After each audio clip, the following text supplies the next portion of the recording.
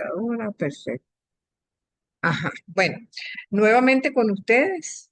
Esta vez vamos a seguir con la interpretación de la literatura sapiencial, ¿no? Entonces, tendríamos que empezar diciendo, ¿quién no ha oído hablar de Jonás? El famoso profeta que se lo tragó la ballena, supuestamente, ¿no? Este, ¿cuál fue el problema de Jonás, básicamente, ¿no? Este, que lo mandan a predicar a Nínive. Bueno, ¿qué pasa con Nínive? Porque quizás en la lección de esta ciudad se comprenda perfectamente, digamos, el resquemor de este personaje. Sabemos que esa era la capital del imperio asirio, ¿verdad? A partir de Sennacherib. Y había quedado en la conciencia de Israel como símbolo del imperialismo, de la agresión más cruel con el pueblo de Dios. O sea, podríamos decir que representa a los opresores de todos los tiempos, ¿verdad? Entonces, por eso, el mensaje es duro de aceptar. Entonces, cuando nosotros recordamos que Mateo 4 nos dice que Dios hace salir el sol para malos y buenos, y manda la lluvia, ¿verdad?, sobre justos e injustos. De alguna manera evocamos este texto, porque en este libro hay como dos aspectos. Uno corresponde a los opresores. ¿Qué es lo que tienen que hacer? Convertirse. Otro toca a Israel, aceptar que Dios los perdone. Y esto para este pueblo es inaudito, ¿verdad? Jonás representa al pueblo oprimido que sufrió la explotación, la persecución, el destierro por parte de esta gente. Entonces, no es fácil perdonar y eso nos evoca precisamente a cada uno de nosotros cuando pensamos en alguien que nos ha hecho algo difícil de perdonar. Incluso este personaje llega al colmo de preferir morirse que aceptar que él va a perdonar a nadie. Como personaje, hay una referencia a un tal Jonás en el segundo libro de Reyes, 14:25, cuando se dice que fue hijo de Amitai, natural de la tribu de Zebulón. Pero tendríamos que pensar, estamos hablando de un tiempo muy anterior a la época en que este texto fue escrito. O sea que no podríamos, a pesar de ello, vincularlo con este personaje concreto. Entonces, generalmente comienza con la misma fórmula habitual de los libros proféticos. Entonces, y su fecha de composición podría centrarse quizás en la época de Esdras y Nehemías, sobre todo porque hay una serie de acotaciones cuando se menciona a Dios como Dios del cielo, y esa ya era una expresión ya de la época posexílica, o sea que para nada podemos vincularlo con el texto de Segunda de Reyes. Entonces, fíjense que el texto comienza con una desobediencia y acaba con una crítica a Dios. Los capítulos 1 y 2 están marcados por muchísimos contrastes y prevalece como, podríamos decir, la confrontación de Jonás consigo mismo. Podemos identificar, por tanto, una situación desde el punto de vista del contexto histórico, del contexto literario, y llama poderosamente la atención el hecho de que se menciona a Dios de varias formas diferentes, como Yahvé, como Elohim también. También hay una serie de personajes que se mencionan como Amitai, como padre de Jonás, y sobre todo la mención de tres ciudades, de Nínive, de Jope y de Tarsis. Jope la vamos a encontrar en el Nuevo Testamento, en el capítulo 9 de los Hechos, precisamente con la resucitación de Tabita. Entonces, ¿qué más podemos entonces asumir acerca de este texto? Que Dios es misericordioso y el amor perdonador y misericordioso de Dios no hace excepciones. Incluso se mueve hacia los paganos cosa que evidentemente no le hace ninguna gracia al pueblo de Israel. Entonces, y podemos entenderlo en cierto modo, porque a veces nosotros tenemos una mentalidad parecida a la suya, si se quiere, ¿verdad? Porque nos es difícil aceptar de que podamos nosotros, a gente que nos ha hecho un mal terrible, nosotros tenerlo como un gran amigo. A veces no se trata de, al perdonar, de tú hacer las paces con la otra persona. Lo que uno tiene que tratar de hacer es la paz con uno mismo, ¿no? De que ese recelo, que esa rabia que uno tiene hacia el otro, no se convierta en algo que lo perjudique a uno mismo y lo convierta en un ser amargado y triste. Y eso sí es verdaderamente importante de considerar. Entonces, vamos a tratar de leer un poco, ¿verdad? Este, eh, como son 4 capítulos apenas, de leer capítulo por capítulo y tratar de ir comentando acerca de eso. Entonces, recordemos que en los Salmos 78 se busca la justicia divina, ¿no? Contra los crueles perseguidores paganos. Entonces, las vejaciones de este pequeño grupo que después del exilio tiene que volver a empezar, ¿verdad? Entonces, hace de ellos, si se quiere, una mentalidad un poco hostil. No olvidemos que Esdras y Nehemías se propusieron a expulsar a todas las mujeres extranjeras con hijos y todo para evitar que la pureza de la raza se contaminara. Entonces, el libro de Jonás puede haber sido dirigido a personas con este estado de ánimo.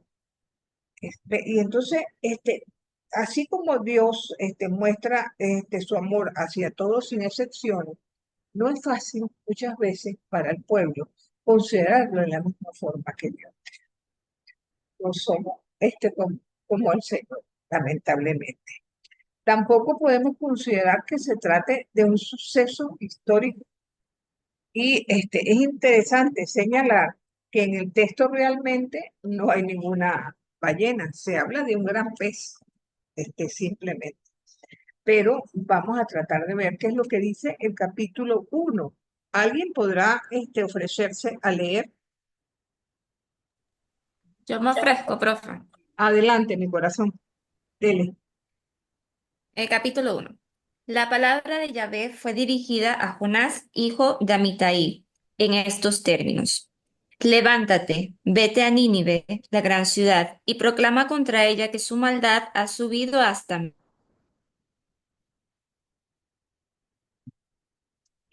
mí. Jonás se levantó para bajó a Jope, donde encontró un barco que salía para Tarsis. Pagó su pasaje y se embarcó para ir con ellos a Tarsis, lejos de Yahvé. Pero Yahvé desencadenó un gran viento sobre el mar, y hubo en el mar una borrasca tan violenta que el barco amenazaba romperse. Los marineros tuvieron miedo y se pusieron a invocar cada uno a su Dios. Luego echaron al mar la carga del barco para aligerarlo. Jonás, mientras tanto, había bajado al fondo del barco, se había acostado y dormía profundamente. El jefe de la tripulación se acercó a él y le dijo, ¿qué haces aquí dormido? Levántate e invoca a tu Dios. Quizás Dios se preocupe de nosotros y no perezcamos. Luego se dijeron unos a otros, echemos a suertes para saber por culpa de quién nos ha venido este mal. Echaron a suertes y la suerte cayó en Jonás. Entonces le dijeron, anda, indícanos tú, ¿por quién nos ha venido este mal? ¿Cuál es tu oficio y de dónde vienes? ¿Cuál es tu país y de qué pueblo eres? Les respondió, soy hebreo y temo a Yahvé, Dios del cielo que hizo el mar y la tierra. Aquellos hombres temieron mucho y le dijeron, ¿por qué has hecho esto? Pues supieron los hombres que iba huyendo lejos de Yahvé, por lo que él había manifestado, y le preguntaron, ¿qué hemos de hacer contigo para que el mar se nos calme? Pues el mar seguía encrespándose. Les respondió, Agarradme y tiradme al mar, y el mar se os calmará, pues sé que es por mi culpa por lo que os ha sobrevenido esta gran borrasca. Los hombres se pusieron a remar con ánimo de alcanzar la costa, pero no pudieron, porque el mar seguía encrespándose en torno a ellos. Entonces clamaron a Yahvé, diciendo, Yahvé, no nos hagas perecer a causa de este hombre, ni pongas sobre nosotros sangre inocente, ya que tú, Yahvé, has obrado conforme a tu beneplácito. Y agarrando a Jonás, le tiraron al mar, y el mar calmó su furia, y aquellos hombres temieron mucho a Yahvé, ofrecieron un sacrificio a Yahvé y le hicieron votos. Palabra de Dios. Fíjense que en cierto modo es una moraleja, ¿no? Sobre todo, de qué manera también nosotros respondemos a Dios cuando sentimos que Dios nos llama, ¿no? Fíjense que la conducta de este personaje es singular, ¿ok? Él desea, o prefiere morirse antes que hacerle caso a Dios y huye, sencillamente. Podemos decir que también eso le pasó a Elías. Elías quería morir, pero lo estaban persiguiendo para matarlo. A este no. A este sí, sí, apenas le dieron un encargo, ¿verdad? Que no quería cumplir. Claro, ningún profeta había recibido vamos a decir, el mensaje de que tenía que hacer penitencia a un pueblo pagano. Este, que, lo, que le castigaran, Dios castigara a los paganos, a ellos les parecía muy normal, pero que él tuviera que ir a una ciudad pagana para que se arrepintieran, para eso era inconcebible.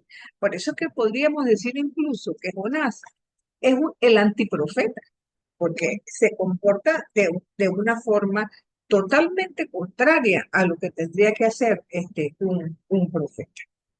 Entonces, ¿qué le pasa a este hombre? Él reconoce que en efecto él está huyendo. Y fíjate que con este castigo del mar embravecido, entonces vamos a tener una situación bien difícil de aquí en adelante. ¿Qué pasa en el capítulo 2? ¿Puedo leer? Sí, cómo no. El Señor hizo que un gran pez se tragara a Jonás, y éste permaneció en el vientre del pez 3 días y 3 noches. Entonces Jonás oró al Señor, su Dios, desde el vientre del pez, diciendo, desde mi angustia invoqué al Señor, y él me respondió. Desde el seno del abismo pedí auxilio, y tú escuchaste mi voz. Tú me arrojaste a lo más profundo, al medio del mar. La corriente me envolvía. Todos tus torrentes y tus olas pasaron sobre mí. Entonces dije, he sido arrojado lejos de tus ojos, pero yo seguiré mirando hacia tu santo templo. Ah, Sigo. sí, sí, el capítulo 2 completo. Ok. Las aguas me rodeaban hasta la garganta y el abismo me cercaba las algas perdón, y el abismo me cercaba. Las algas se enredaban en mi cabeza. Yo bajé hasta las raíces de las montañas. Sobre mí se cerraron para siempre los cerrojos de la tierra. Pero tú me hiciste subir vivo de la fosa, Señor Dios mío. Cuando mi alma desfallecía, me acordé del Señor y mi oración llegó hasta ti, hasta tu santo templo. Los que veneran ídolos vanos abandonan su fidelidad, pero yo en acción de gracia te ofreceré sacrificios y cumpliré mis votos. La salvación viene del Señor. Entonces el Señor dio una orden al pez y éste arrojó a Jonás sobre la tierra firme. Ajá, fíjense Ahora, que palabras de Dios. Fíjense qué curioso, ¿no? En el versículo 1 se dice que Dios ordena al pez tragarse a Jonás. Y en el versículo 11 dice que Dios ordena al pez vomitar a Jonás. O sea que de alguna u otra forma nos están aquí tratando de expresar que todo lo que está ocurriendo es voluntad de Dios. Ahora, ¿qué pasa dentro del vientre del pez? Bueno, Jonás asustadísimo y consciente de que él se quería morir, pero ya dentro del pez como que estaba arrepentido, ¿verdad? Ya no quería morirse, ya como que le parecía que ya que había sobrevivido a la tragada del pez, si acaso podía sobrevivir y empieza a rezarle a Dios, ¿no? Para que lo salve completamente. Entonces, así tiene que haberse sentido totalmente perdido para tomar esa determinación. Entonces, ajá, adelante. Ah, creí que ibas a decir algo. Entonces, viene el capítulo 3, ya no le queda más remedio que hacerle caso a Dios y pues es para Nínive. Pero lo hace, por supuesto, a regañadiente. Adelante, Veruca. ¿Puedo leer yo el 3, profe? Claro, mi corazón, adelante. El Señor dirigió otra vez la palabra a Jonás. Levántate y vete a Nínive, la gran ciudad, y anuncia lo que yo te digo. Se levantó Jonás y fue a Nínive como le mandó el Señor. Nínive era una gran ciudad. 3 días hacían falta para recorrerla. Jonás se fue adentrando en la ciudad y caminó un día entero pregonando. Dentro de 40 días Nínive será arrasada. Creyeron a Dios los ninivitas, proclamaron un ayuno y se vistieron de sayal pequeños y grandes. Cuando el mensaje llegó al rey de Nínive, se levantó del trono, se quitó el manto, se vistió de sayal, se sentó en el polvo y mandó al heraldo proclamar en Nínive un decreto real y de la corte. Hombres y animales, vacas y ovejas, no prueben bocado, no pasten ni beban. Cúbranse de sayal hombres y animales. Invoquen fervientemente a Dios, que cada cual se convierta de su mala vida y de sus acciones violentas. A ver si Dios se arrepiente, calma el incendio de su ira y no perecemos. Vio Dios sus obras y que se habían convertido de su mala vida, y se arrepintió de la catástrofe con que había amenazado a Nínive y no la ejecutó. ¿Dónde hay otro episodio en que Dios quiere destruirlo todo y se arrepiente después? ¿Recuerdan? Sí, en el diluvio. En el diluvio, exactamente.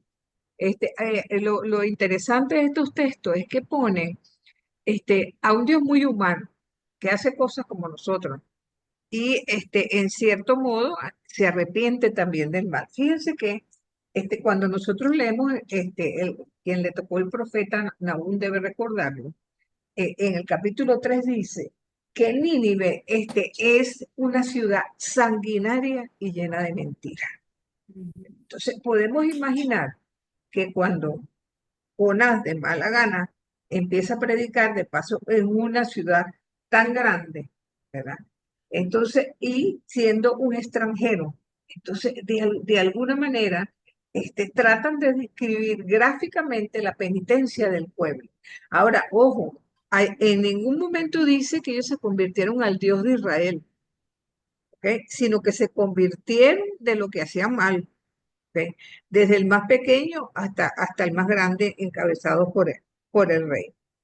Entonces, Dios se arrepintió.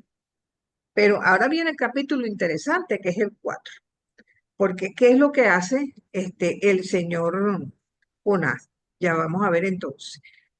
Creo que tienen tanto Lisbeth como Juan la mano levantada. Adelante.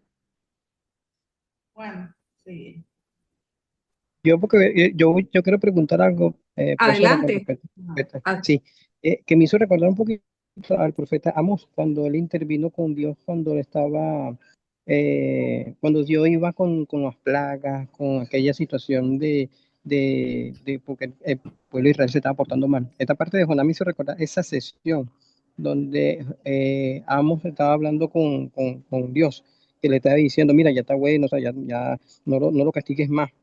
Me hizo sí, recordar esa parte, no sé si estoy bien o estoy sí, correcto no, lo que dice. es correcto, porque fíjate que en cierto modo la historia es cíclica y la Biblia no escapa de eso. Hay situaciones que precisamente por lo humano que son los textos se repiten constantemente. Porque ¿qué es lo que somos los seres humanos? Bueno, nos crearon para el bien, pero a veces nuestra inclinación es hacia el mal. Y entonces, constantemente, ¿verdad? Si cada uno de nosotros recibiera el castigo que merece por las cosas malas que hace, imagínense, si no fuera por la misericordia de Dios, estaríamos, pero muy mal, creo yo. Sí, adelante, Lisbeth. Muy bien.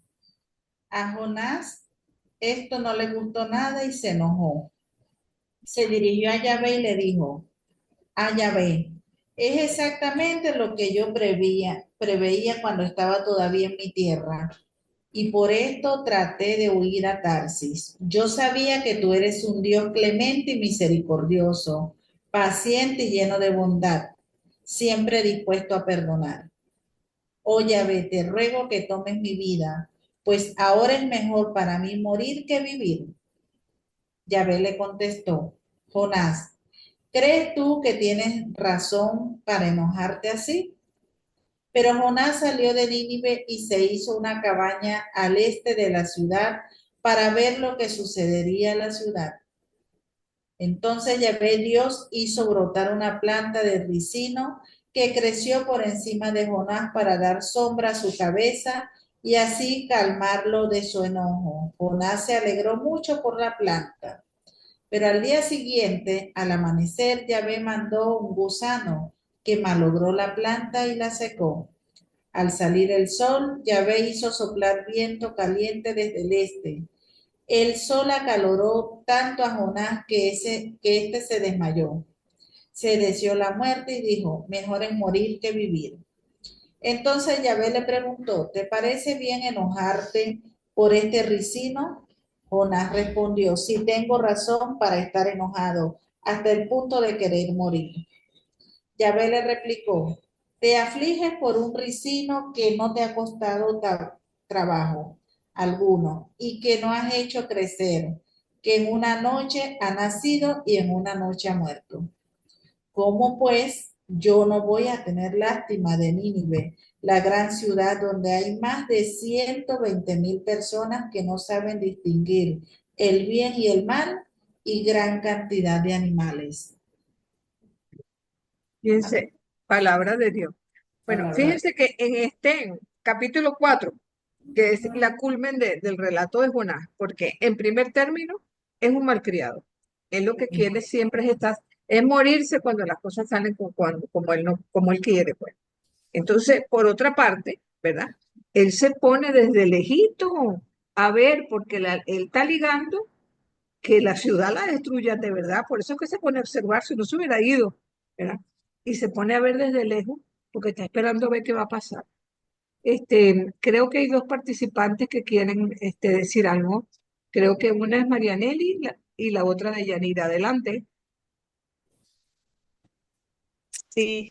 Hola, profe, que Buenos días. tenía duda porque tanto leer en estos días los libros del Antiguo Testamento, he Ajá. notado cómo la humanización, o no sé cómo se le llama exactamente, la humanización de Dios, no sé cuál sería el término que usamos. Antropomorfismo. Sí, ok, entonces este afán por hacer de Dios un Dios justiciero, un Dios vengador, un Dios que no nos deja pasar nada a nadie, a ninguno. O sea, el fin de esta forma de escritura era precisamente como asustar a la gente. O, ¿qué digo de otra manera? Podemos decirlo, lo podría decir de otra manera. De repente, tener a la gente sumisa ante un Dios que cualquier cosa te puede pasar por lo que hagas. Un poco así, casi todo el Antiguo Testamento es lo mismo, a pesar de que sí, hay algunos salmos, hay algunos libros que resaltan la maravilla de Dios, la creación, resalta el tema de cómo nos regala tantas cosas buenas, pero en estos últimos libros que he leído últimamente siempre predomina este género de ese, como el miedo, el manténganse alertas, que Dios nos puede hacer esto. Y además de eso, un Dios que no nos deja pasar en vano, o sea, de cada cosa que nos pasa, entonces Él está pendiente y de hecho, el sufrimiento como parte de la vida del ser humano. No, tienen que recordar que en el Antiguo Testamento la revelación es progresiva. Entonces, en la medida que el ser humano va conociendo no solamente lo que es Dios, sino lo que no es Dios, ¿verdad? Entonces, va cambiando un poco esa imagen de Dios, porque así lo ven. Ellos muchas veces interpretan las cosas malas que le pasan como si fuera un castigo de Dios. Recuerden que para ellos está vivita lo que es la teología de la retribución, por el cual quien le pasa cosas malas es porque no tiene el favor de Dios y evidentemente porque algo hizo. Entonces, en un principio esa visión es como pueblo, pero después el exilio empieza a ser una visión personalista. Entonces, es lógico que ese proceso se va dando de a poco hasta que tiene su culmen en Jesucristo, donde evidentemente la misericordia va por delante, ¿no? Y entonces, pero es una premisa que vamos a encontrar a lo largo de los textos y alguno que otro texto en el Antiguo Testamento, en el Nuevo Testamento todavía señala esa particularidad. Pero recordemos también que esas son las premisas de los grupos evangélicos hoy por hoy, ¿no? Hablar de un fin inminente, que solamente un privilegiado va a salvarse, y entonces este, no es fácil hablar de esta temática en forma objetiva, ¿no? Porque cada quien lo va a ver de acuerdo desde la parcela donde se encuentra y cómo vive toda esta temática. Bueno, vamos a darle la palabra a los que están con la manito levantada. De Yanira, adelante, mi corazón. Buenas tardes. Hay una cosita en relación a lo que estamos hablando de ese miedo de que siempre las personas tuviesen en ese temor de un Dios que castiga. Pero aquí clarito lo dice en el cuarto capítulo, que él sabía, Jonás sabía que Dios siempre quiere el bien para los demás, que es un padre tierno y que siempre busca la misericordia a pesar de que amenaza y después como que se arrepiente. Entonces, de alguna manera, Jonás está consciente de eso, de esa misericordia que quiere llevar Dios a todos, independientemente, como usted bien lo dijo, que ellos no dicen en ningún momento que se convierten, los de Nínive, pero en su momento, como que tomaron conciencia de lo que estaban haciendo. Eso por un lado, que queda evidenciado que Jonás estaba clarísimo de que Dios no solamente buscaba el castigo, sino que simplemente quería llevar la salvación a ese pueblo de Nínive. Pero hay algo que también me llama mucho la atención y es en el capítulo 2 que habla cuando Jonás está dentro de la ballena o del pez, que habla que se hundió hasta el fondo del abismo, ya me sentía su eterno prisionero, pero tú, Señor mi Dios, me salvaste de la muerte.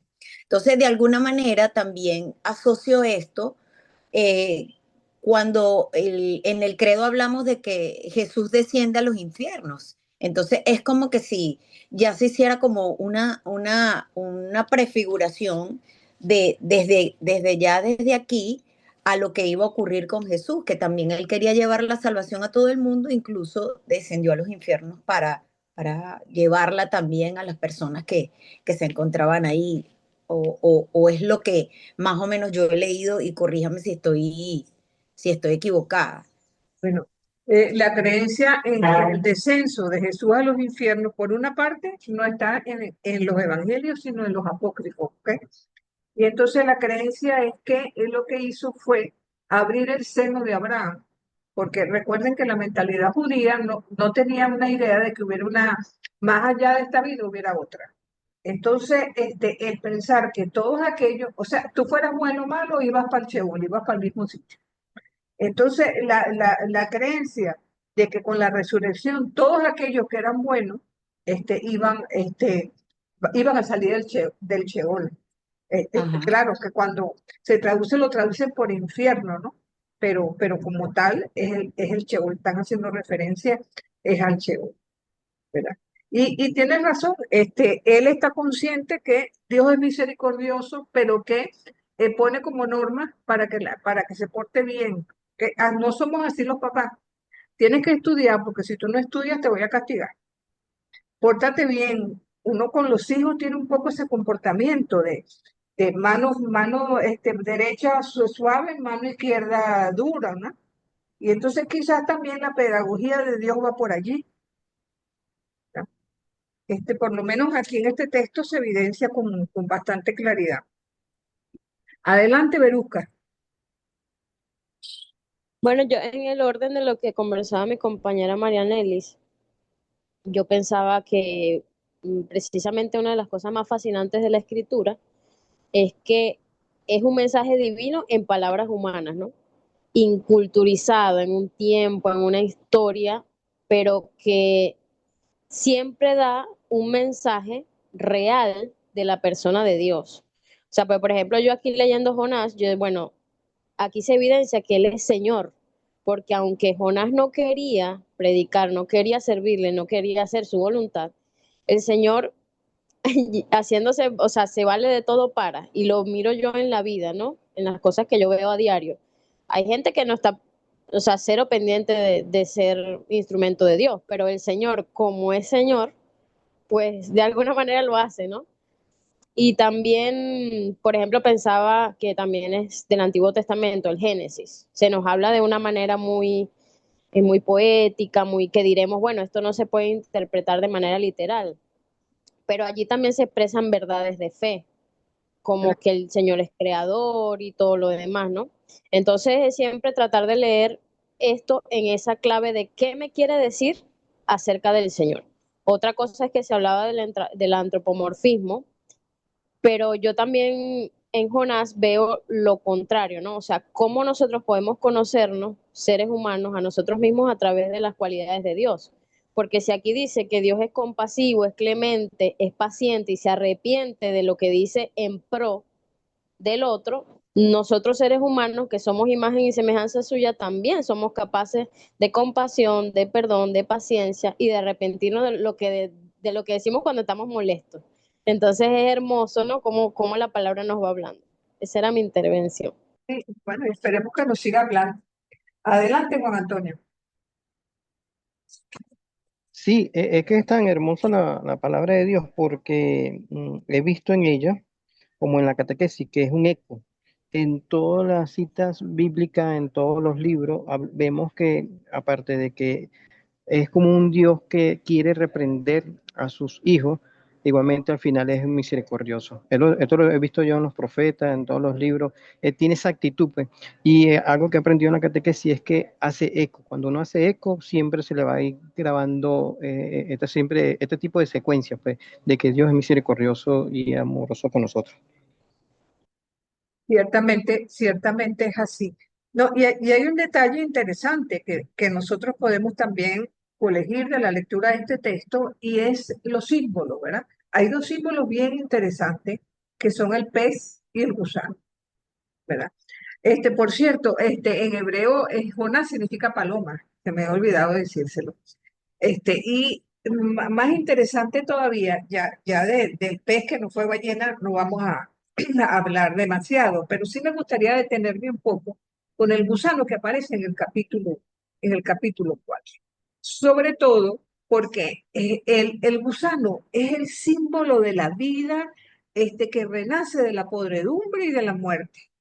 Por eso, de alguna manera, podríamos hablar de afinidad entre el gusano y todo lo que es ser vivo, ¿ok? Porque todos estamos destinados precisamente a volver a la tierra de la que salimos.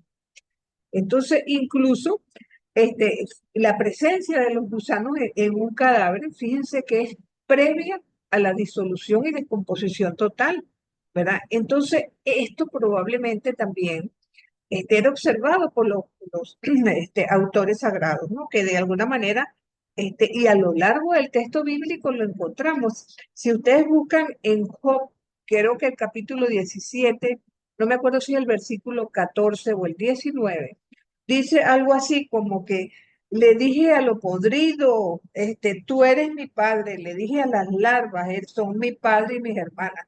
O sea, recordemos que Job sufre una enfermedad que lo llena de llagas purulentas y que evidentemente se le llenaron de gusanos.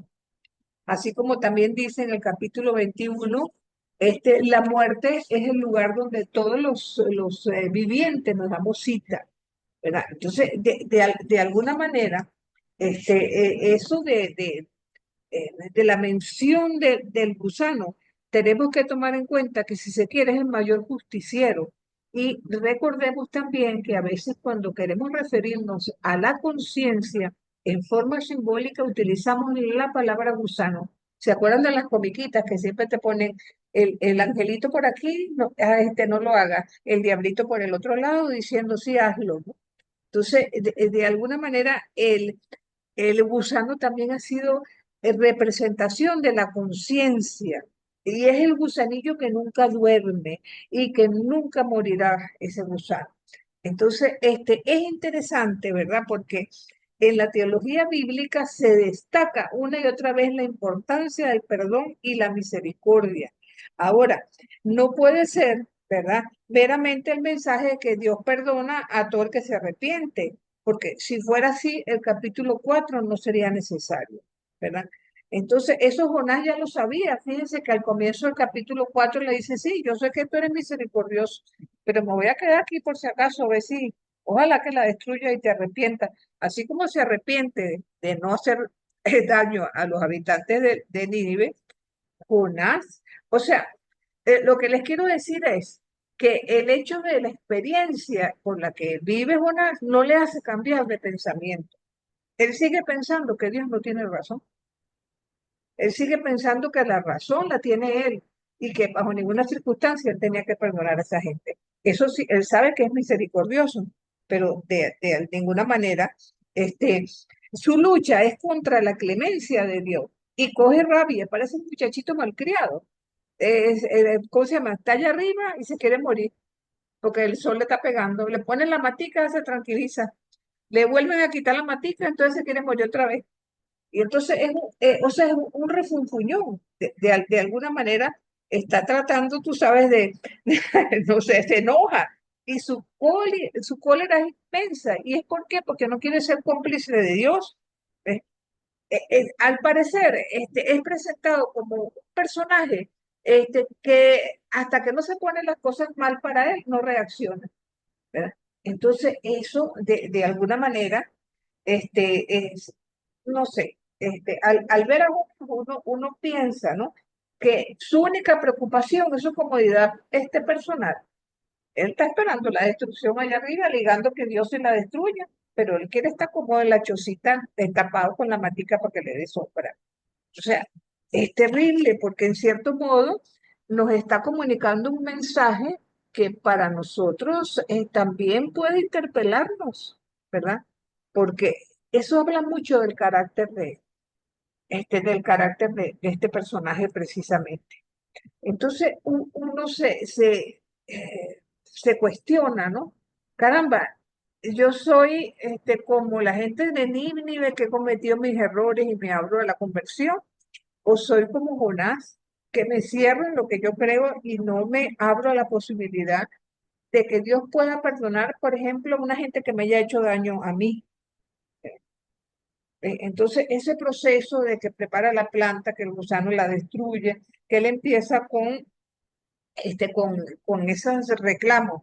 Entonces, en cierto modo, lo que se está anticipando con la destrucción de la matita es lo que él quería en el fondo para la ciudad de Nínive.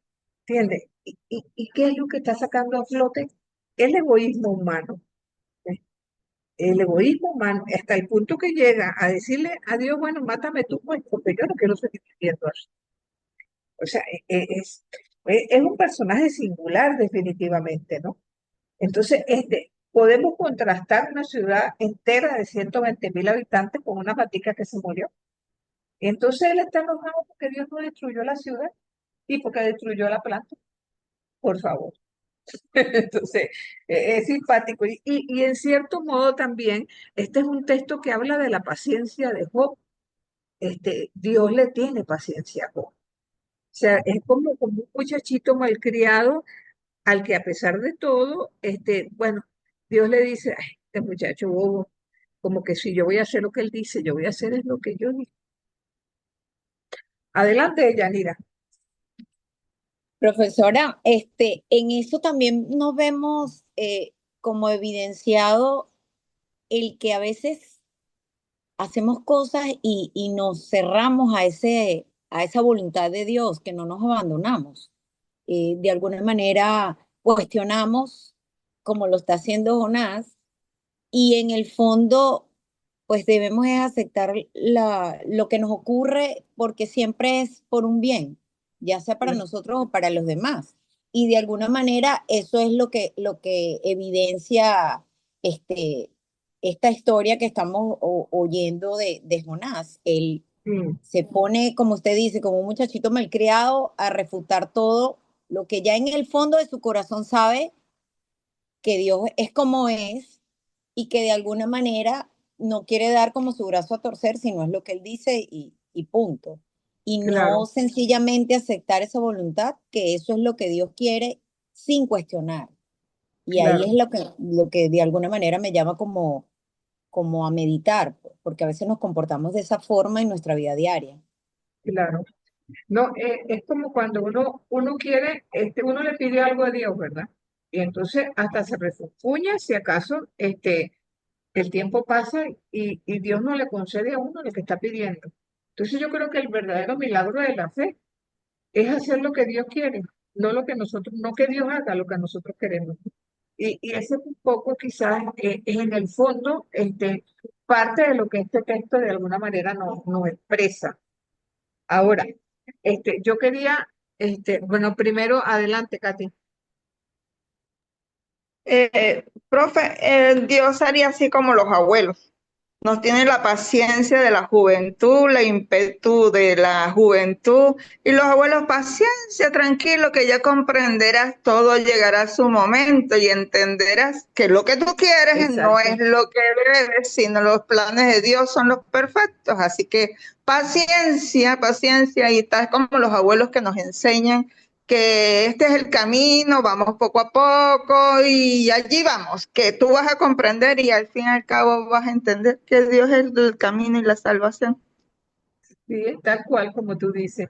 No, y fíjense que algo bien curioso es que este pequeño libro, porque fíjense que un momentico lo leí, es mencionado en el Nuevo Testamento y es mencionado bajo dos formas. La señal de Jonás. O sea, quizás la actitud de Jesús con Saqueo nos puede ayudar a comprender mejor a Jonás. Fíjense que en el relato de Lucas con Saqueo no se habla de un acercamiento voluntario, no es reticencia como el de Jonás, ¿verdad? Y el interés de Jesús por buscar lo que está perdido y salvar lo que está perdido es lo mismo que hace en el relato Dios al enviar a Jonás para tratar de salvar a Nínive, ¿no? Entonces, en eso nos encontramos, ¿verdad? El texto que Mateo nos señala en 16:1. Como lo tengo aquí en la mano, se los leo. Una generación malvada y adúltera demanda señal, pero no le será dada ninguna señal, sino la señal del profeta Jonás. Porque así como Jonás estuvo 3 días y 3 noches en el vientre del gran pez, así estará el Hijo del Hombre en el corazón de la tierra 3 días y 3 noches. Los hombres de Nínive se levantarán en el juicio contra esta generación y la condenarán porque ellos se arrepintieron ante la proclamación de Jonás. Y he aquí, uno mayor que Jonás está en este lugar. Entonces, este mismo texto está de paralelo en Lucas, ¿no? Y entonces habla también de la docilidad de los habitantes de Nínive, ¿verdad? Y cómo se insiste en el hecho de los 3 días y las 3 noches, porque es una prefiguración también de lo que fue la muerte y resurrección de nuestro Señor. Esta señal de Jonás, si se quiere, sigue siendo un poco misteriosa, ¿no? Porque esta germinación, esta comprensión, es algo que se lleva en un espíritu que está chocado, que está espantado, hasta el punto de decidir la huida. Este, Pensemos en gente quizás conocida nuestra, que nosotros la vemos completamente perdida, que no se trata solamente de que tengan fe o no fe en Dios, sino que parecieran ir por un camino que totalmente los va a llevar a la desesperación y a cualquier tipo de huida, ¿no? Entonces, igualmente vemos cómo en los textos también aparece este, la, el barco de Jonás. ¿Y cómo aparece el barco de Jonás? ¿Recuerdan aquel texto en el que Jesús, la tempestad calmada, que están los discípulos pescando, Jesús está durmiendo a piernas sueltas, ellos creen que se van a hundir y van donde Jesús a decirle, pero bueno, ¿y qué pasa? ¿A ti no te importa que nosotros nos moramos? ¿Verdad? Resulta que Jonás, en plena tempestad, también duerme en las bodegas del mar. Entonces, en el vientre del pez, él continúa su retiro. O sea, pensando que va a acabar con la paciencia de Dios, pero la paciencia de Dios nadie la bota, ¿ve? Entonces, desde el fondo del mar, decide hacer un cántico, ¿verdad?, de arrepentimiento al poder de Dios, una vez que ha tenido que descender al foso y pidiéndole a Dios para hacerlo subir de nuevo. Sencillamente no es fácil. Y también debemos recordar que el Salmo 22, Jesús en la cruz, hablaba de que ya yo no soy un hombre, sino un gusano. 22, lo pueden buscar, en el Salmo 22, creo que es el versículo 7, si no me equivoco, que habla precisamente de que Jesús en la cruz, en ese estado en que se encontraba de alguna manera tan golpeado por los látigos, por las burlas, por tantas cosas, ¿entienden? Entonces, es de alguna manera una imagen que nosotros también vamos a encontrar en el Nuevo Testamento. Y este texto adquiere sentido cuando nos damos cuenta que no se trata de un personaje de carne y hueso, sino la representación de un grupo que no quiere aceptar la misericordia de Dios, ¿verdad? Entonces, y el pez no es otra cosa que el medio de lo conocido. Entonces, eso también condena los fundamentalismos, los nacionalismos y la falsa religión, las contradicciones de Jonás. Gente que no acepta lo que el otro piensa, lo que el otro cree, lo que el otro considera, ¿verdad? Y de alguna manera debemos recordar que el símbolo para la simbología cristiana, el gusano, perdón, para la simbología cristiana, sigue siendo símbolo de Jesús que pasa del estado de abjeción al estado glorioso de una sola vez. Consiguieron el Salmo 22:7.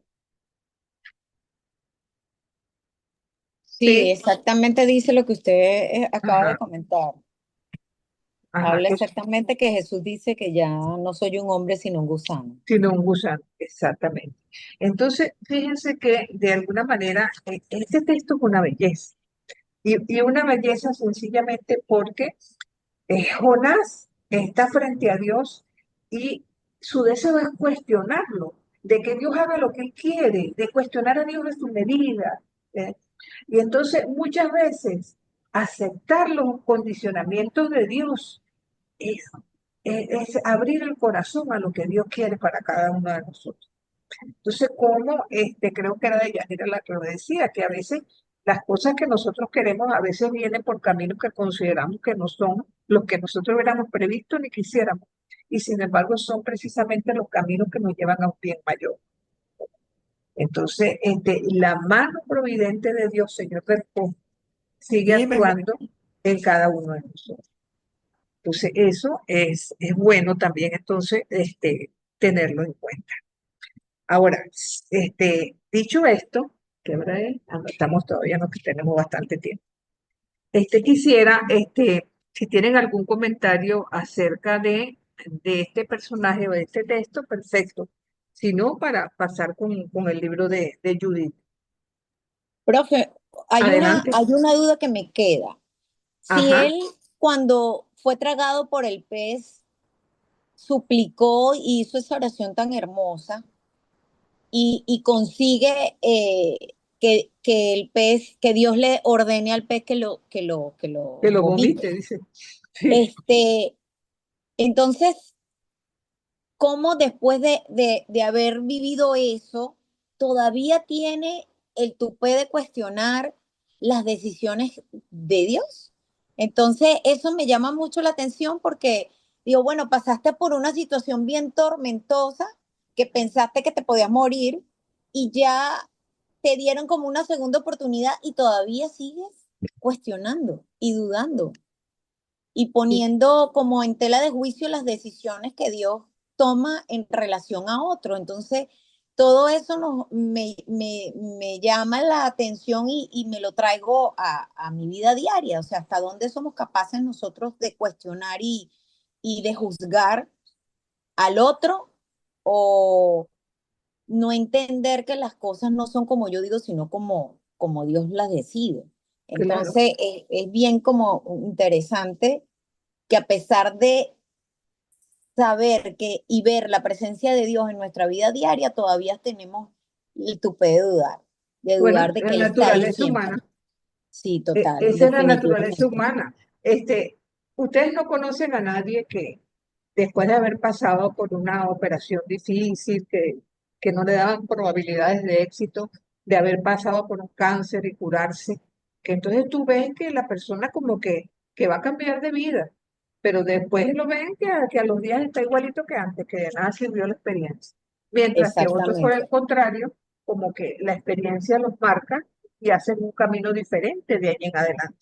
Yo creo que, mira, el proceso de conversión para cada persona no es unívoco, pues, y se puede medir de una sola forma, sino que como que cada quien vive su experiencia de conversión a su manera y de acuerdo a digamos, a su estilo y a las posibilidades en que puede discernir su vida. Es una experiencia personal Sí, y es una decisión también personal. y es una decisión Es personal. una decisión decir sí, Señor, sí voy contigo, como venga, Exacto. que tampoco es fácil soltar todo y abandonarse completamente a la voluntad de Dios. Yo creo que eso es un trabajo de hormiguita que vamos haciendo con el día a día y con las Ah, cosas que en nuestra vida, en diferentes etapas, vamos viviendo y vamos asumiendo y superando. Creo que así eso es, es una gracia también. sí, así es. Mire, me interesa hablarles del libro de Judith, porque el foro, esta semana tiene el foro, tiene que ver con este texto precisamente, ¿no? Y vamos a ver una experiencia bastante ruda, que se parece un poco a la que vimos con Yael y Débora.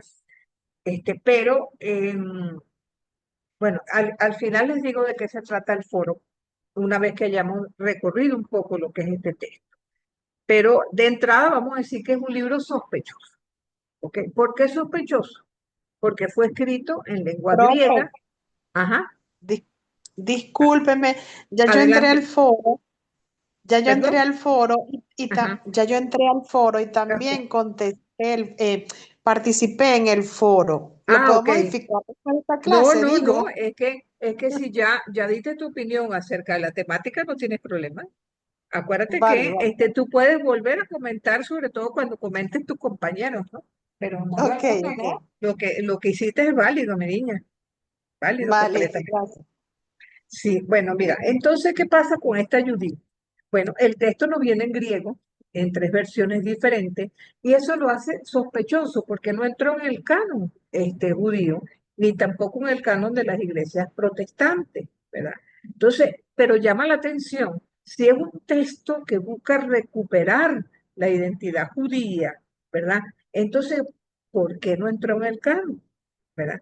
Quizás sea porque su contenido es un poco subversivo y de paso es protagonizado por una mujer, ¿verdad? Entonces puede ser que esa haya sido la causa, vamos a decir así, de la indiferencia acerca de este texto. Entonces, este texto se escribe aproximadamente en el 150 antes de Cristo. Fíjense que bien cercano al Nuevo Testamento y probablemente por algunos de los judíos que vivían fuera de Palestina, a lo mejor en el norte de África, ¿verdad? Entonces, ¿cuál es el contexto que rodea a este texto? Sabemos que en el 189 antes de Cristo, el rey Antíoco IV Epifanes, que era prácticamente quien gobernaba Siria, gobernaba Judea, fue derrotado por los romanos en la batalla de Magnesia, ¿verdad? Entonces, ¿qué hizo este señor? Como tenía que pagar tributo a los romanos, dijo, me voy a robar todos los utensilios del templo a los judíos. pero no se lo quisieron dar, evidentemente. Entonces, como no se lo quisieron dar por las buenas, él lo tomó por la fuerza, ¿verdad? Y entonces entró en el templo de Jerusalén, saqueó todo el tesoro y profanó el santuario, pecado mortal para esta gente. Entonces, ese hecho no quedó olvidado para el pueblo judío, ¿verdad? Y hay una familia de un sacerdote llamado Matatías, que se declaró, si se quiere, en rebelión, ¿verdad?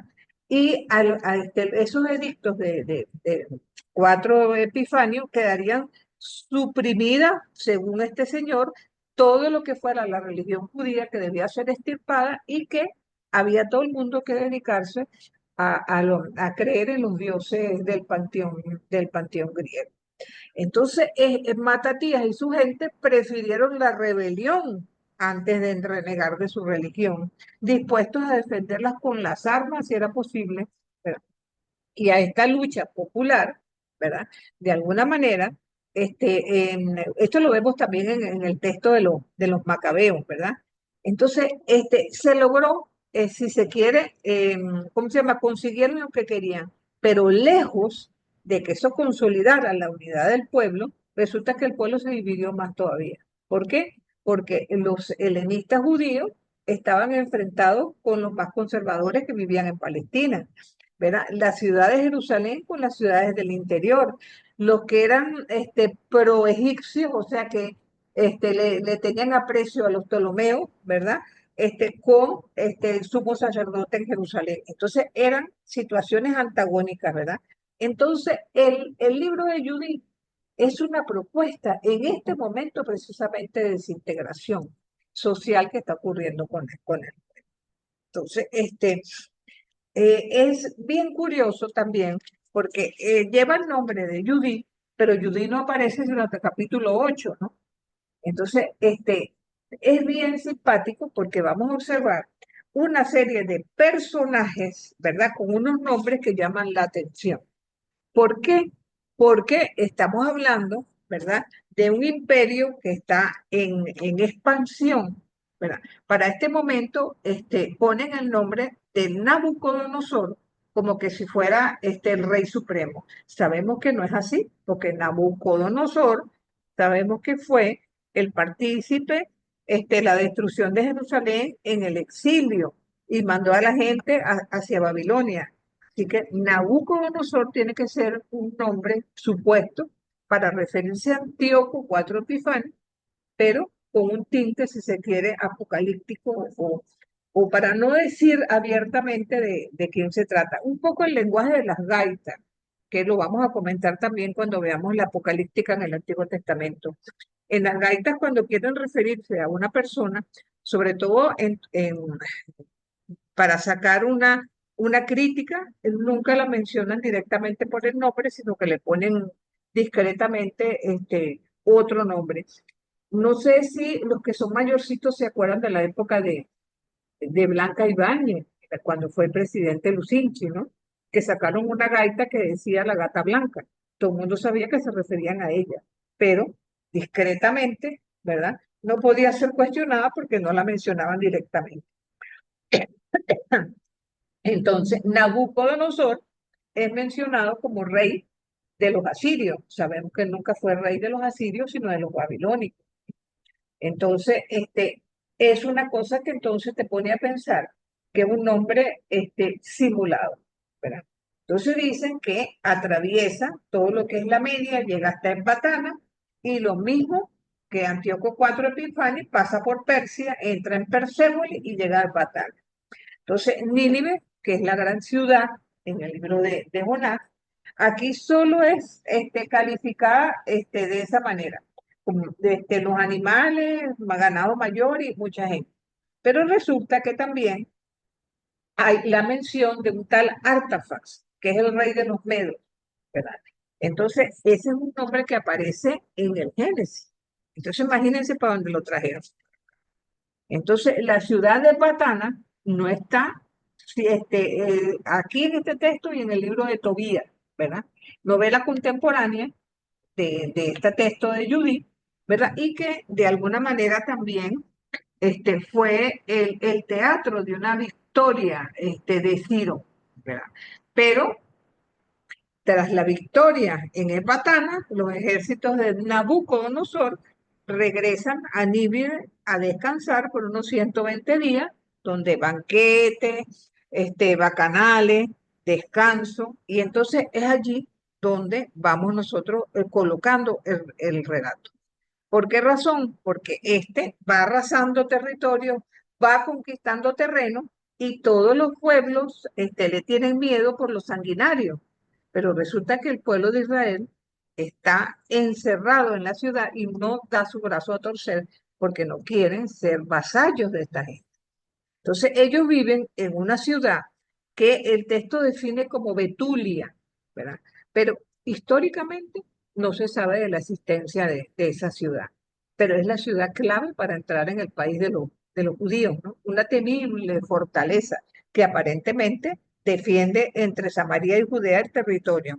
Adelante, Yanira.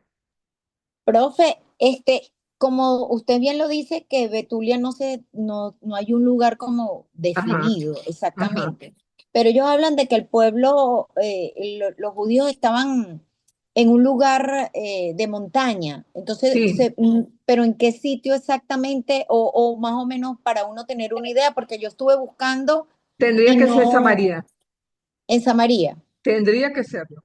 esa es la zona montañosa, Ajá, porque es la zona montañosa, hacia el norte, exactamente. pues. Exactamente. Lo que Pero pasa es que no es recuerden, Jerusalén, ¿verdad? No es no, Jerusalén, no, no. ni de broma. Ok. Recuerden que esto es una novelita, ¿verdad? Y precisamente por ser una novela, a la vez que se ponen nombres que no históricamente están situados en el relato, la ciudad también es presentada de una forma así, vamos a decir, este, bueno, limitando la llanura de Esdrelón, ahí podríamos ubicarla en Samaria, ¿no? En el Pero norte, habla ¿verdad? también, disculpe, profe, pero habla también de unos arroyos que los estuve buscando nombres y para ver si había alguna similitud en esos lugares y no los encontré tampoco, en mapas no los encontré, Bueno, para ubicarme Betulia. físicamente. Betulia como tal no la vas a encontrar históricamente, pero la ubican, según el relato, hacia la llanura de Esdrelón, al norte de Samaria. No habría que buscar y poniendo cierta distancia a lo que es Jerusalén. Jerusalén está Ujú. distante. Sí, total.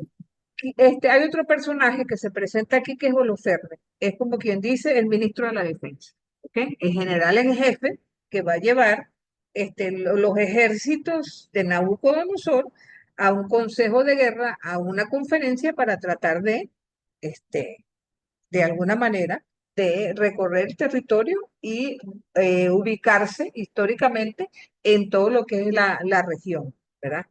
Entonces, es cuando hablan de 120 días y que apenas acaben los 120 días, esa indicación temporal la da el libro de Judith en el capítulo 2 versículo 1.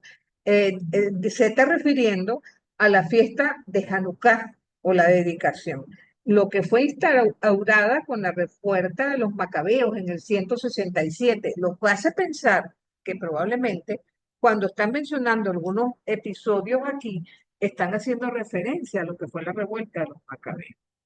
Entonces, este señor Holofernes parece que va cortando rabo y oreja a lo largo del territorio, conquistando ciudades, las somete, las pone a pagar de alguna manera vasallaje, ¿verdad?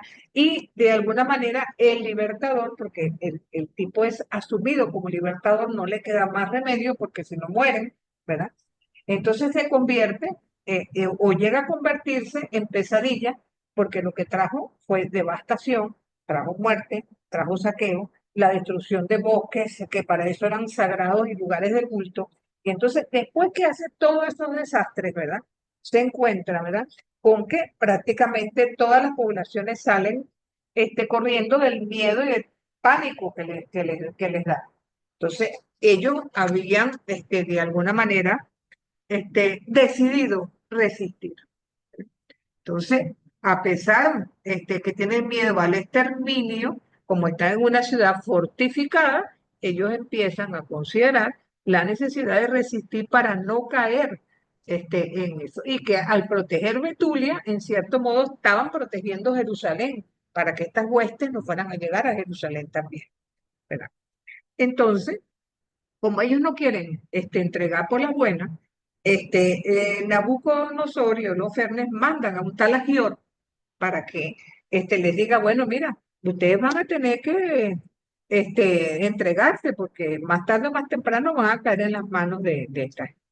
Entonces ellos lo reciben gratamente, tratando de agasajarlo en cierto modo, pero le dicen que no, no van a entregar. Y empiezan a orar, a hacer ayuno y de alguna manera a tratar de ver si con la oración todo lo que piensan que pudiera ocurrir, ¿verdad? Pudiera venir por ahí. Entonces, ¿qué es lo que ellos deciden? Holofernes, por una parte, decide que va a atacar. Y entonces es el comienzo de una operación de cerco en que ellos van poco a poco cercando la ciudad, ¿verdad? Entonces los demás pueblos de la región ya todos han caído, ¿verdad? ¿Y cómo hacen para citar a esta gente? Le cortan el suministro de agua para que no tengan agua. Entonces, estamos hablando, ¿verdad? De que el asedio ya va por el día 34. Hacen un consejo entre los varones del pueblo, las autoridades y los sacerdotes, y dicen que, bueno, si en 6 días más esto no se soluciona, vamos a entregar. Y es allí cuando hace el plazo que ellos ponen para la rendición, y es cuando hace entrada Judy. Judy es una viuda estimada, fíjense, parece. ¿Cuáles son las viudas que nosotros hemos leído en Israel? Las pobres viudas, que cuando se muere el marido y no tienen hijos, quedan completamente desamparadas. Esta es una mujer fuera de lo común, porque aparte que el marido le dejó un poco de dinero, tampoco se presenta con hijos, que esa es otra característica también, porque generalmente la maternidad para las mujeres judías es algo sagrado.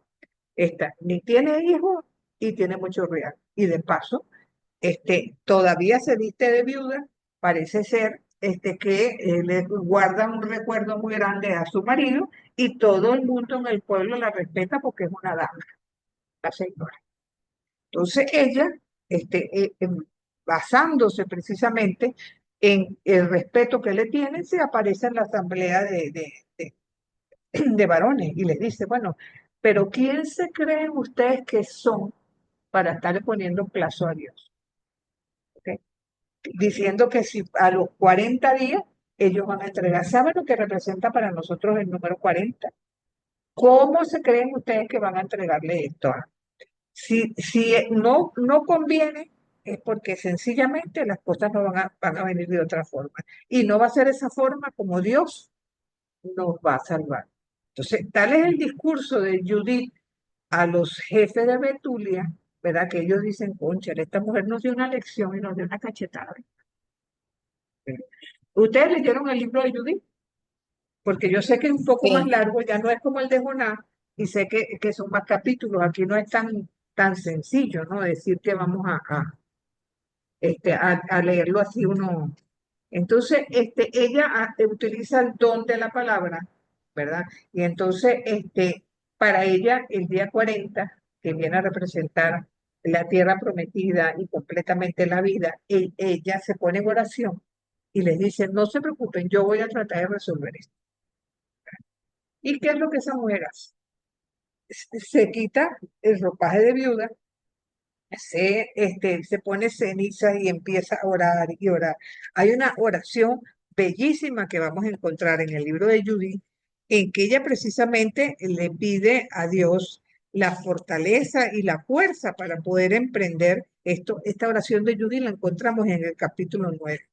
Y llama la atención en este momento, ¿no? En que estamos nosotros celebrando un cónclave que va a elegir el sucesor de Pedro, y que se ha destacado la importancia de la oración para dejarse llevar por el Espíritu al momento de decidir. Y esta mujer dedica un capítulo completo a orar a Dios para que le permita llevar a cabo su tarea. ¿Y cuál es su tarea? Ella tiene una joven que la tiene a su servicio. Las dos deciden salir de la ciudad, abrir las murallas y salir de la ciudad, y se le aparecen nada más y nada menos que a Holofernes en el campamento. Como la describen como una mujer bellísima, despampanante, como una Miss Venezuela, parece que cuando llega allá, todos los soldados se quedan embobados viéndola. Y una vez que llega ante Holofernes, ella le hace creer que ella tuvo que salirse de la ciudad porque ella es muy religiosa, ella no puede más que comer comida sagrada y que ella estaba viendo cómo su pueblo se estaba desviando, ya estaban comiendo alimentos que no debían, ya estaban haciendo lo que no debían y ella sin esa forma ya no quería pertenecer. Entonces, claro, a veces hay que pensar que la belleza a veces abre unas puertas, en este caso lo hizo. Entonces, no solamente le permitieron estar dentro del campamento, sino que le permitieron que ella a sus momentos de oración saliera del campamento a orar con la muchacha de servicio. Y entonces, ¿qué pasó allí? Eso durante 3 días. Pero a todas estas se ve que el hombre quisiera tener con ella algo más que una amistad. Y eso se ve abiertamente en el texto, que de alguna manera va envolviendo el relato de tal forma que ella le acepta ¿cómo se llama? Cenar con él, pero ella, yo me como mi comida, tú te comes la tuya. Él bebe y bebe y bebe, y bueno, cuando al tercer día el hombre se quedó dormidito, ella cogió un cuchillo, un machete, le cortó la cabeza, la metió en una bolsa, ¿verdad? Hizo creer que iba a orar y se fue hasta Betulia nuevamente con la cabeza del hombre metida en una bolsa. Cuando llega allá, ¿qué hacen ellos? Ponen la cabeza como estandarte en las murallas de la ciudad y eso hace que todos los seguidores del hombre salgan espavoridos cuando se dan cuenta de que su general falleció y de una forma tan brutal. Entonces, lo interesante de este texto, por eso le decía que es un libro sospechoso, que al final, ¿verdad? Triunfa, que todo el mundo alaba la destreza, ¿cómo se llama? La imaginación de esta mujer, la belleza de su pensamiento, la acción de gracia, pero la broma es tan sublime que hasta de Jerusalén vinieron los sacerdotes a darle gracias a ellos. Fíjense que voy a leer la acción de gracias que está en el capítulo 15, versículo 8. El sumo sacerdote Joaquín y el consejo de ancianos de Israel que habitaban en Jerusalén fueron a contemplar los prodigios de Dios a favor de Israel y ver y saludar a Judith. Cuando llegaron a su casa, todos a una vez la felicitaron. Tú eres la gloria de Jerusalén, el honor de Israel, orgullo de nuestra raza. Con tu mano lo hiciste, bienhechora de Israel, y Dios se ha complacido. Que Dios omnipotente te bendiga por siempre jamás. Y todos aclamaron, así sea.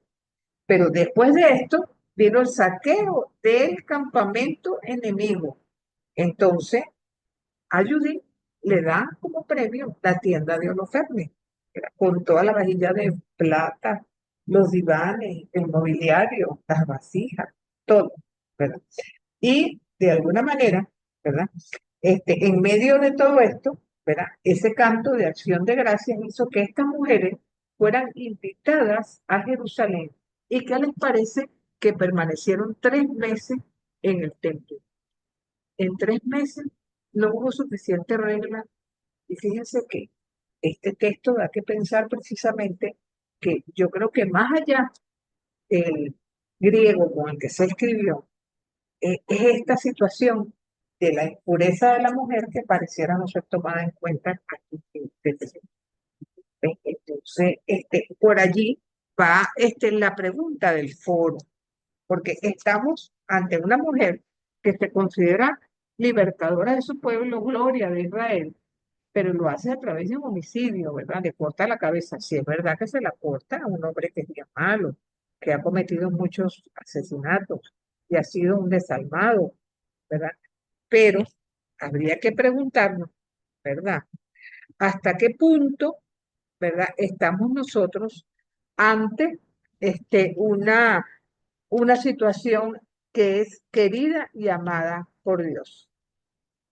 Entonces, ahí es donde va el foro. Se puede conseguir, el fin justifica los medios.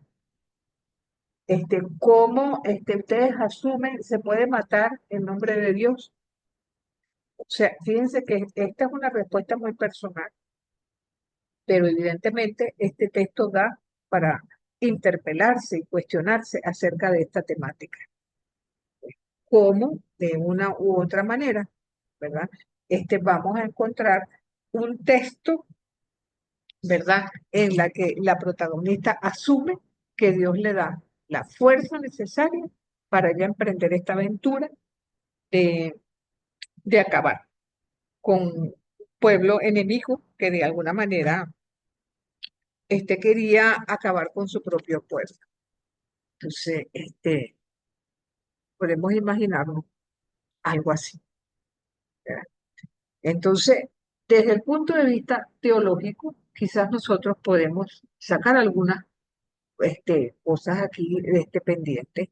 Primero, la fidelidad frente a la cultura griega, porque en el fondo lo que se está cuestionando, si estamos hablando de Antíoco IV Epifanes, la cultura seleucida, que fue quien gobernó después de la muerte de Alejandro Magno. Como la oración, el ayuno y la penitencia son valores que Dios le gusta, que Dios ama y que permite. La necesidad de abrirse al extranjero, fíjense que es un texto contrario a lo que nos expresa Jonás, porque aquí la apertura al extranjero es abiertamente amigable. Es de una visión abierta de la espiritualidad, este, la autosuficiencia de quien cree que se la sabe toda, que puede matar a quien le dé la gana, que no, nadie lo va a detener nunca, la impunidad por encima de todo. Y cómo a veces los débiles pueden, quizás con un poco de sagacidad, un poco de viveza, pueden quizás acabar con algún enemigo poderosísimo, un Goliat, por decirlo así de alguna manera.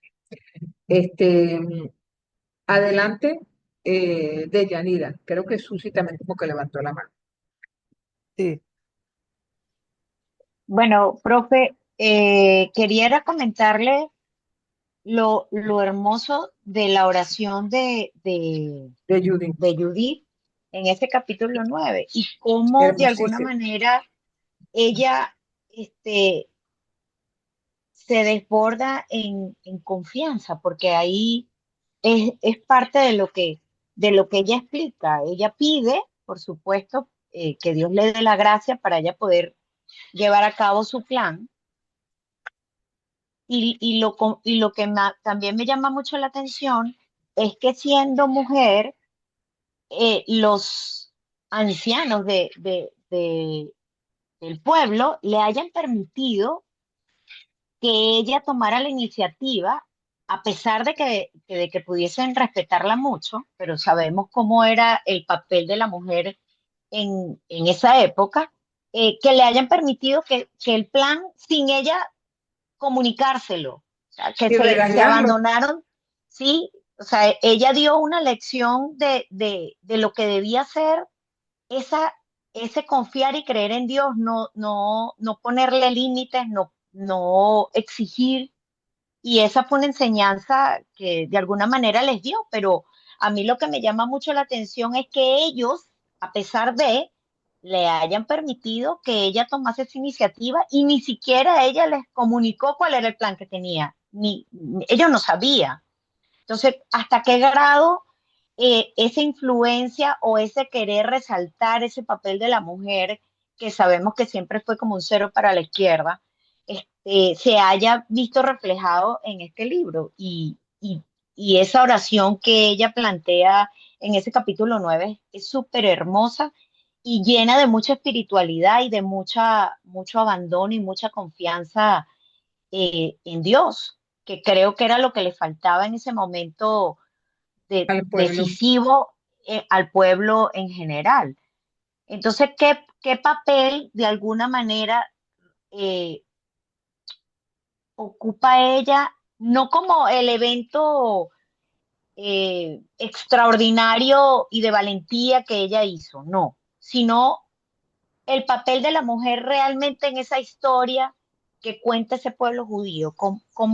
No sé si me sé explicar la duda que tengo, porque siempre, como le digo, las mujeres fueron desplazadas y siempre era la figura del hombre la que resaltaba. Entonces, que ella de alguna manera haya tenido un papel protagónico en ese momento decisivo del pueblo de Israel, de alguna manera quede resaltado dentro de un libro. Claro, pues así fue, y fíjate que ciertamente, por eso que les decía al comienzo que es un texto que ha quedado un poco así como cuestionado, sobre todo al no entrar en el canon hebreo. Adelante, Susi. Después Y Luis David, profe, creo que también. Ajá. profe, bueno, sí, me encanta este texto mucho y me gusta.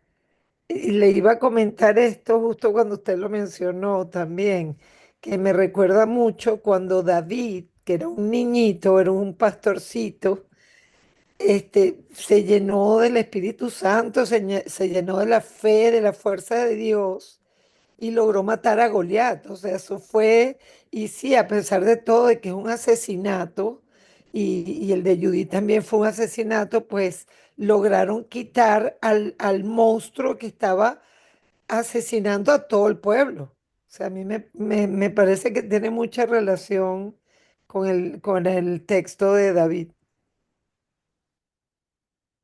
Sí, es cierto. Luis David, adelante. Profesora, una pregunta. Y menos mal que la señora Susana hizo una intervención al respecto. Cuando vayamos a hacer la justificación, a plantear pues la justificación que usted propuso en el foro, yo quería saber si lo hacemos a tenor del contexto histórico en ese momento o usted quiere nuestra opinión ahora. Y la pregunta es porque como ha evolucionado tanto la concepción de la teología moral en ese sentido del asesinato como, bueno, no es asesinato, es matar, porque hay una diferencia. Sí. En el quitarle la vida a otra persona a lo largo de la historia. Entonces, por eso le pregunto, ¿usted quiere que lo hagamos poniéndonos en los zapatos de Judith? ¿O usted quiere la postura de la iglesia en este momento? Bueno, Para esos efectos nada más. yo creo que el contraste entre ambas posturas sería válido, porque Y usted cree que...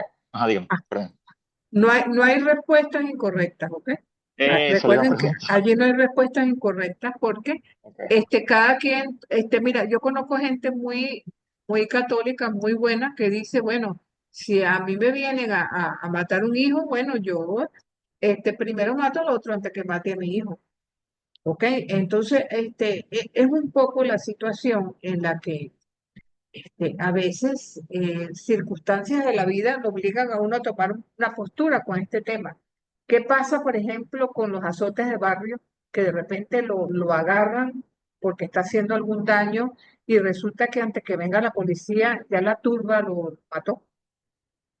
O sea, hay situaciones en las que eh, debemos tomar postura, ¿entiendes? Pero como te digo, aquí no hay una respuesta ni buena ni mala, porque O sea que para eso iba a ser evaluado, porque claro, y como usted dice, pues como no tiene ni buena ni mala, eso es evaluado.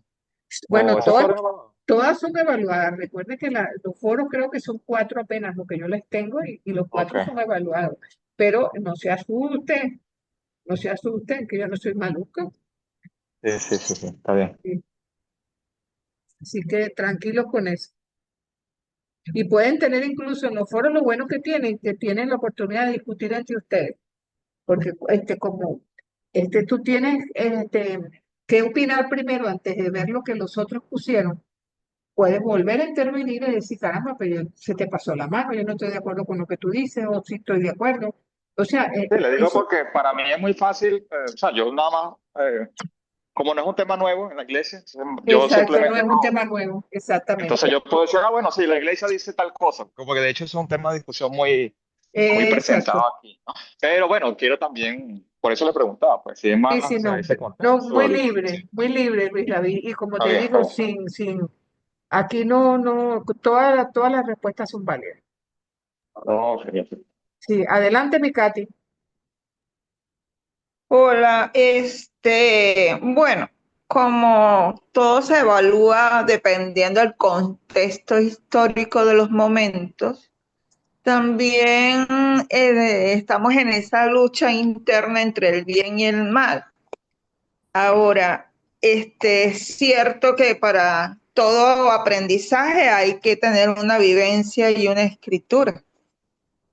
Pero hasta qué punto, como dice usted, que en esa época de ese contexto donde la mujer era nadie, sino procreadora de hijos, cómo aparece siempre una mujer con ese estatus y el poder para cambiar la historia, ¿no?